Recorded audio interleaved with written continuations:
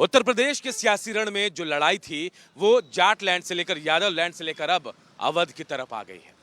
चौथे चरण में जिन 9 जिलों के 59 सीटों पर मतदान हो रहा है उनमें से उन्नाव भी है।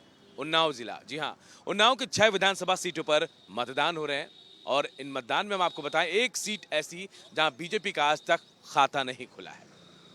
पूर्वा वो विधानसभा सीट है जहां पर आजादी के बाद से आज तक बीजेपी का कोई भी उम्मीदवार जीत नहीं पाया, लेकिन इस बार वहां की सियासी हवा कुछ और कह रही है।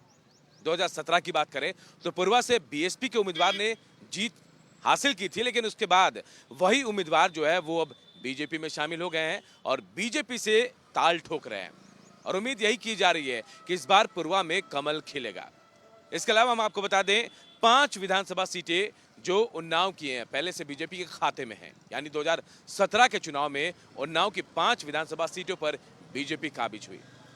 हम आपको यह भी बता देते हैं कि उन्नाव जो है कभी सपा का गढ़ रहा था, लेकिन यहाँ इस गढ़ को भेदा बीजेपी ने।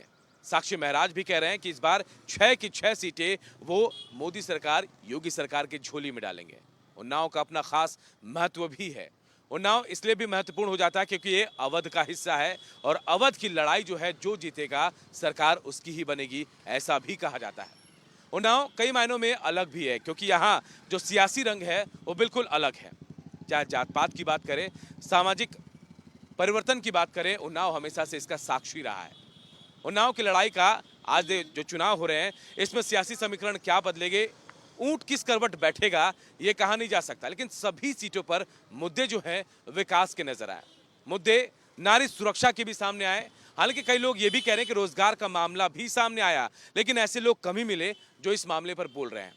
हालांकि सपा ये भी कह रही यहाँ कि जीत उनकी ही होगी चाहे कोई कितना भी जोर लगा ले, जबकि बीजेपी के जो विधायक हैं, जो सांसद हैं, वो कह रहे हैं कि इस बार 6 की 6 सीटें यहां से जीतकर केंद्र सरकार को, योगी सरकार को दी जाएगी और उन्नाव में एक बार फिर से कमल खिलेगा।